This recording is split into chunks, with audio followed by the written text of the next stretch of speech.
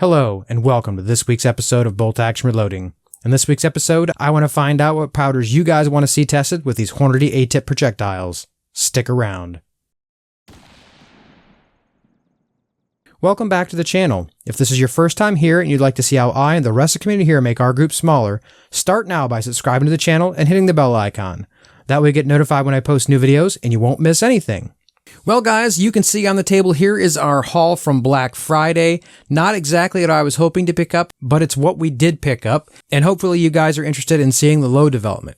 If you can't see clearly on the table, I'll put a photo on the screen of a close-up, and you can see we have some 110 grain in the 6mm flavor, the 135 grain as well as the 153 grain in the 6.5mm flavor, and we've even got one box of the 230 grain 30 caliber flavor.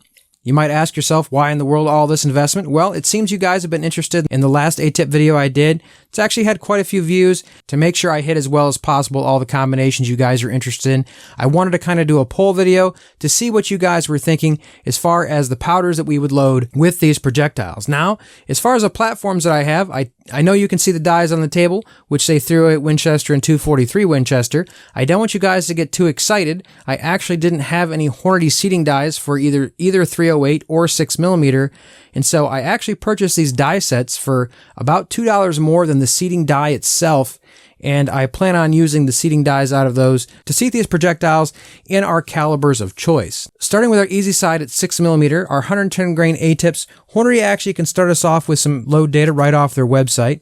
As far as load data for the 110s, I believe that 6mm Creedmoor is actually the only caliber that they have published load data on. Not that you couldn't shoot them in another. Keep in mind, as you may see on the box, it does require a 1 in 7.7 inch twist, which is the exact twist rate of our Ruger precision rifle. Assuming this twist rate requirement is correct, I really don't see any issue using these 110s, but we'll find out when we start using them. Now, as far as the load data is concerned, there's actually lots of options here to test. It actually uses the same load data they've published for the 100 grain ELDM, so I'm thinking a lot of that will apply. I will put a quick shot of the powders on your screen, just so you can see what Hornady is actually publishing data for, at least at the time of shooting this video. Tell you right off the bat, as far as the list before you is concerned, in stock I have Alliance Reloader 16, the Hybrid H100V, Alliance Reloader 17, Vihtavuori N550, Accurate 4350. I haven't checked for the recall yet, so I may have to go back on that. It's Hodgkin Superformance, Alliance Reloader 23, and H4831 Shortcut. On the possibilities list, it might be possible to find some IMR 4451 as well as some Reloader 22. However, with all the other options that are on there, those wouldn't be necessarily my first choice, though they might be yours, and that's one of the whole points of this video. As far as load development's concerned, I'm very tempted to start with Alliance Reloader 16. I'm going to put several polls up during this video, and as always, feel free to comment in the comment section below what your thoughts are, especially if you've already done some load development in this combination with this projectile. Some of our powders I only have a pound or two, especially the Vihtavuori. That certainly doesn't mean we can't test it, but at least with the 108 grain testing that I've done before, Reloader 16 has worked very well for us, and I would be tempted to start there. But please let me know what you guys think. We do have 200 projectiles. I typically use 25 projectiles per video. That's going to leave us about 8 videos in possibility for this unless I pick up some more. Unless these things shoot spectacularly, which they very well may. I know a lot of people are interested in how these things are going to perform, and so that's what I'm hoping to give you guys a clue on. If you have any specific information or interest, please let me know in the comment section below. I'm going to put a poll up to let you guys know what powder are you guys most interested in starting with. Moving right along to the 6.5 Creedmoor. You guys haven't seen a whole lot of videos on this because we've been in the middle of trying to figure out our barrel change, which at this point I've either just released a video on or will be releasing a video on soon, trying to get that information out, get that platform sorted out. But as we do that, some of these projectiles are what we plan on testing early. We've got both the 135 grain and the 153 grain. As far as the 135 grain is concerned, Hornady really hasn't given us that many options. As far as their published load data, I have every single one of these 4 powders in stock: Alliance Reloader 16, Reloader 17, H4350, as well as Alliance Reloader 23. Our max velocity, which they're going to claim, is on Reloader 16.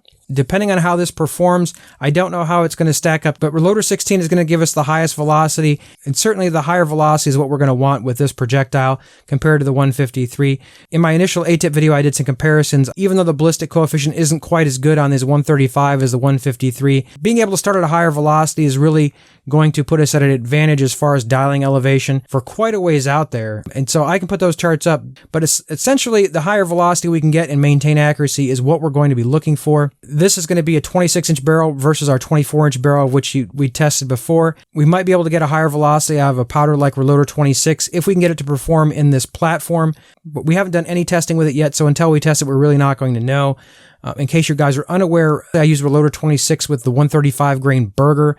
That's kind of been my hunting load for this rifle. I've been able to push the 135 Burger Classic Hunter well over 3,000 feet per second out of my 24-inch barrel until it wore out, which I was still running over 2,900 feet per second with pretty much a full case. So depending on how those things work out, and assuming we can get some reasonable statistics with it, Reloader 26 might be an option as well. But anyway, at least for starting off now, let me put a quick chart up, see what you guys are interested in seeing. If you guys click that poll, you can select which one you're most interested in seeing, and maybe that's where we're going to start off.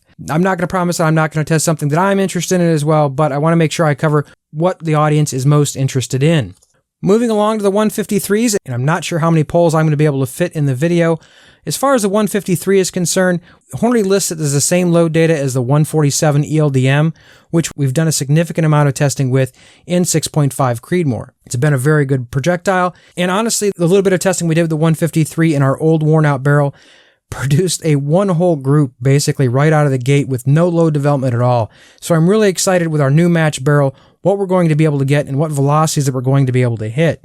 Essentially, they're using the same data as before, so 2650 is the max velocity of which they're giving us load data on. They're leaving out our fun powders like Reloader 16. I've used Sierra's 150 grain projectile data and almost interchangeably with the 147 and been able to have very, very similar projected velocities, though we're obviously not going to be starting at max. Some of the powders we've tested before with the 147 will be applicable. If I've got room for another poll, I'll put another one up for the 153. And you guys can see what powders you guys are most interested in. Of course, if it's not listed, wildcards go down in the comment section below. If someone's already commented on what the one you're interested in, make sure you thumbs up it, and I'll certainly be looking at those when we pick our initial load developments out. Moving down the line, you'll see for our 30 caliber projectiles, we only have one box of the 230 grain A-tips. And honestly, mostly that's lack of good platform to test them in. The twist rate required on these is actually a 1 in 9 twist. My 300 Winchester Magnum is certainly not a 1 in 9 twist, but it is a 1 in 10. And I think with the extra velocity we're going to be getting out of there, that we're going to be able to stabilize those. But I didn't want to buy a whole bunch of projectiles that I couldn't use. We're going to have to at least start with some stability testing as far as 300 Winchester Magnum is concerned. Looking at Hornady's website, the only caliber they even have load data for these so far is the 300 PRC.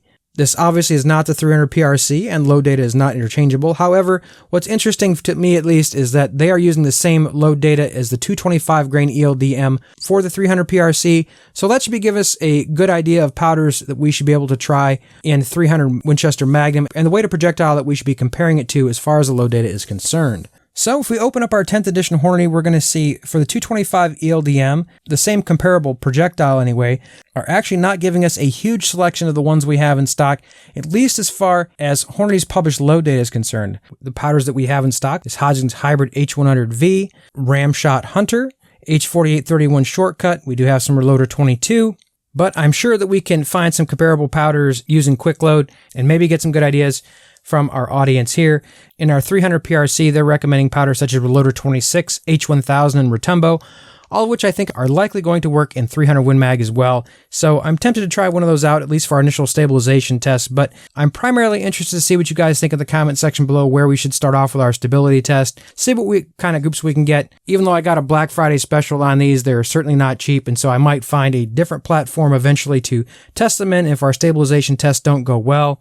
Just for giggles, I thought about loading some up in a 300 Blackout, because I do have a 1 in 7 twist barrel from our 300 Blackout, just to test those for fun. Some people might consider that a waste of these projectiles, but, you know, sometimes you got to do what you got to do. Obviously, I wanted to let you guys know some content that was coming down the road. I honestly was looking at picking up another platform on Black Friday, but it just didn't work out. So I didn't want to get you guys excited about any new calibers to test because it just didn't work out the way I wanted it to.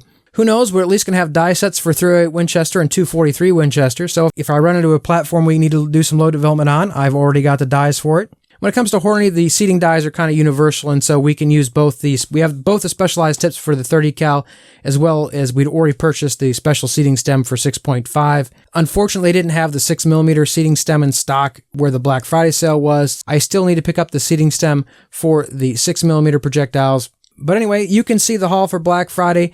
Let me know what you guys think about powders, and that testing is going to be coming up on the channel. I know there's a lot of interest in these A-tips right now. Let me know what you guys are interested in seeing, and that's probably what we're going to test. Anyway, even if you're not thinking about Hornady A-tip projectiles, I hope you enjoyed today's video. If you have any comments or questions, please put those in the comment section below. If you like the content here on the channel, please make sure you subscribe to the channel. Hit the bell icon so you get notified when I actually post the videos that I may make based on today's results. I hope to see you back next week, and until then, stay safe in small groups.